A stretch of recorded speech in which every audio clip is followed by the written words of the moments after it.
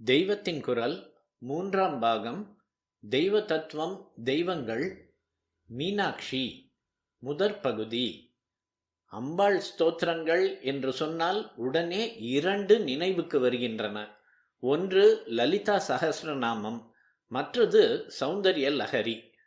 அம்பாள் ரூபங்களில் பிரசித்தமாக காஞ்சி காமாட்சி, மதுரை மீனாட்சி, காஷி விசாலாட்சி என்ற மூன்றை சொல்கிறோம். காமாட்சி, காமதாயினி என்று சகஸ்ரநாமத்தில் வருகிறது. சௌந்தர்ய லஹரியில் காமாட்சியின் பெயர் வராவிட்டாலும் அதில் தியான ஸ்லோகம் மாதிரி அம்பாளை வர்ணிக்கிற குவணக்காஞ்சி தாமா என்ற ஸ்லோகத்தில் காமாட்சியின் ஸ்வரூபத்தைத்தான் தனுர், பாண, பாஷ, அங்குஷங்களுடன் சதுர்புஜையாக காமாட்சி எப்படி இருக்கிறாளோ அப்படிப்பட்ட ஸ்வரூபத்தைத்தான் சொல்லி இருக்கிறது. பேர் சொல்லாவிட்டாலும் ஸ்லேடையாக ஊரை சொன்ன மாதிரி காஞ்சி தாமா என்று வருகிறது. காஞ்சி தாமா என்றால் ஒட்டியானப்பட்டை என்று அர்த்தமானாலும் காஞ்சிபுரத்தின் நினைவும் வருகிறது. மீனாட்சியின் பெயர் சகஸ்ரநாமத்தில் வருகிறதா என்று பார்த்தால் வரவில்லை. சௌந்தர்ய லஹரியில் நம் ஆச்சாரியால் அவளை வர்ணனை பண்ணியிருக்கிறாரா என்று பார்த்தால் இங்கேயும் காணோம். ஏன் இப்படி இருக்கிறது என்று ஆச்சரியமாக இருக்கிறது. லோகத்துக்கெல்லாம் பிரசித்தமாக வரப்பிரசாதினியாக இருக்கப்பட்டவள் மீனாம்பிகை. காருண்யத்தோடு ஆதிபத்திய சக்தியும் சேர்ந்திருக்கிறவள் மீனாட்சி. 6 மாசம் தன்னிடம் செங்கோல், 6 மாசம் சுந்தரேஸ்வரரிடம் செங்கோல் என்று இப்படி லோகம் முழுவதற்கும் ராஜ்யபாரம் பண்ணுகிறவள். நித்தியப்படி பூஜை, நைவேத்தியம் முதலியவற்றை பார்த்தாலோ ஈஸ்வரனுக்கு அவள் சரி சமானம் மட்டுமில்லை, அவனை விட ஒரு படி மேலே என்று தோன்றுகிறது. பூஜை நைவேத்தியம் எல்லாம் முதலில் அவளுக்கு பண்ணிவிட்டு அப்புறம்தான் ஈஸ்வரனுக்கு பண்ணுவது என்று மதுரையில் மட்டும் மாறுதலாக வழக்கம் இருக்கிறது. துவாதசாந்தம் என்று சாக்த தந்திரம் சிறப்பிக்கும் தத்துவஸ்வரூபமாயிருப்பது மதுரை. இங்கே ஒன்று நினைவு வருகிறது. நான் ராமேஸ்வரத்தில் இருந்தபோது துவாதசாந்தம் என்று ஒருவர் வந்திருந்தார்.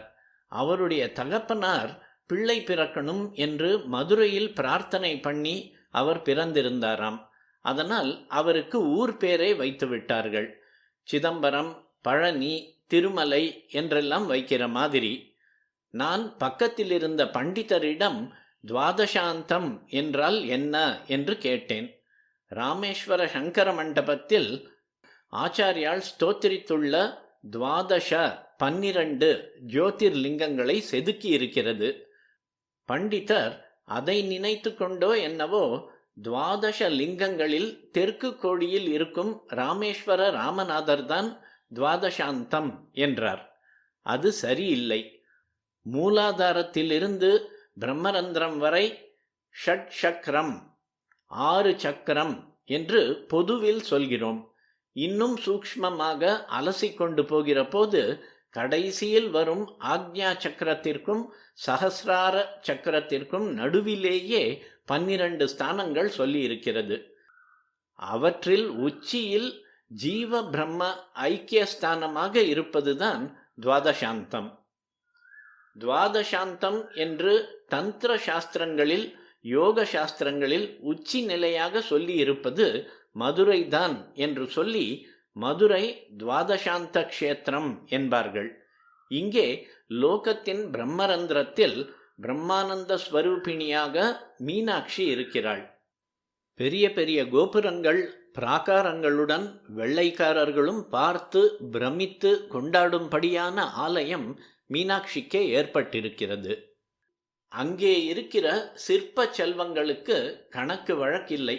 மற்ற க்ஷேத்திரங்களில் ஈஸ்வரன் பேரிலேயே கோவிலை சொல்லி அதில் இன்ன அம்பாள் சந்நிதி இருக்கிறது என்பார்கள். ரொம்பவும் சக்தியோடு ஜீவ கலையோடு பாலாம்பாள், கல்பகாம்பாள், மங்களாம்பாள் முதலிய தேவி மூர்த்தங்கள் இருக்கிற கோயில்களை கூட வைத்தியநாத சுவாமி கோவில் அல்லது முத்துக்குமார சுவாமி கோவில், கபாலீஸ்வரர் கோவில், கும்பேஸ்வர சுவாமி கோவில் என்றுதான் சொல்கிறோம். ஆனால் மதுரையில் மட்டும் சுந்தரேஸ்வரர் கோயில் என்று சொல்வதில்லை, மீனாட்சி அம்மன் கோவில் என்றுதான் சொல்கிறோம். அங்கேதான் சுந்தரேஸ்வரர் 64 திருவிளையாடல்கள் பண்ணியிருக்கிறார். சுந்தரேஸ்வரரை ஸ்தோத்திரம் பண்ணி விபூதி மகிமையாலேயே ஞான சம்பந்தர் பாண்டிய ராஜாவின் வெப்பு நோயை தீர்த்து அதுவரை ஜைனனாக இருந்த அவனை சைவனாக்கினார். இப்படி நம் தேசத்தில் மறுபடி வைதிக மதம் நன்றாக ஸ்தாபிதமாவதற்கே சுந்தரேஸ்வரர் தான் காரணமாயிருந்திருக்கிறார். ஆனாலும் அவர் பெருமையை எல்லாம் ஒன்றுமில்லை என்று பண்ணிக்கொண்டு அம்பாள் மீனாட்சியே அங்கே முக்கியமாய் இருக்கிறாள். மீனாட்சி அம்மன் கோயில் என்றே சொல்கிறோம். காஞ்சி மண்டலத்தில் ஈஸ்வரன் கோவில்கள் எதிலும் அம்பாள் சன்னதியே இல்லாமல் இருக்கிறது. அதற்கு எதிர்வெட்டாக அம்பாள் மட்டும் ஈஸ்வரன் இல்லாமல் காமாட்சி கோவிலில் இருக்கிறாள். அதனால் அதை காமாட்சி அம்மன் கோவில் என்பதில் ஆச்சரியமில்லை. சைவாகமங்களின்படி ஈஸ்வரனின் ஆலயமாகவே உள்ள மதுரையில் மீனாட்சி அம்மன் கோவில் என்று பெயர் ஏற்பட்டிருப்பதுதான் விசேஷம். ஜம்புகேஸ்வரத்தில் அகிலாண்டேஸ்வரி ஆலயம் என்று சொல்கிற வழக்கம் இருந்தாலும் ஊருக்கே ஜம்புகேஸ்வரம் என்பதாக சுவாமி பெயர்தான் ஏற்பட்டிருக்கிறது. மீனாட்சியை ஆதி காலத்திலிருந்து அநேக மகான்களும் கவிகளும் ஸ்தோத்திரம் செய்திருக்கிறார்கள். ஷியாமளா தண்டகம் என்று காளிதாசன் செய்திருக்கிற பிரசித்த ஸ்துதியில் சொன்ன ஷியாமளா தான் மீனாட்சி.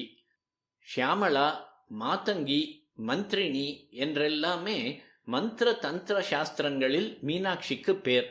சங்கீதத்துக்கு அதி தேவதையாக எப்போதும் மாணிக்க வீணையை மீட்டிக் கொண்டிருக்கிறவள் அவள். கானாமிருதத்தாலேயே மோக்ஷாமிருதத்தை சாதித்து தருகிறவள். குறிப்பாக ஷியாமளா தண்டகத்தில் மாதா மரகதஷ்யாமா மாதங்கி மதசாலினி குர்யாத் கடாட்சம் கல்யாணி கதம்ப வனவாசினி என்று வருவது மரகத பச்சையாக ஜுவலிக்கிற மீனாட்சியை சொல்வதாகவே இருக்கிறது. கதம்பவனம் என்பதுதான் மதுரை. கடப்பவனம் என்று தமிழில் சொல்வார்கள். ஓங்கார பஞ்சர சுகீம் என்று ஆரம்பிக்கிற நவரத்ன மாளிகையிலும் அம்பிகையை சங்கீத தேவதையாகத்தான் காளிதாசன் வர்ணித்திருக்கிறான். ஓங்காரம் என்ற கூட்டில் இருக்கும் கிளி என்று அம்பிகையை வர்ணிக்க ஆரம்பிக்கிறான். மதுராபுரியில் மீனாட்சி வீணாதாரிணியாக இல்லாமல் கிளியைத்தான் கையில் வைத்து கொண்டிருக்கிறாள்.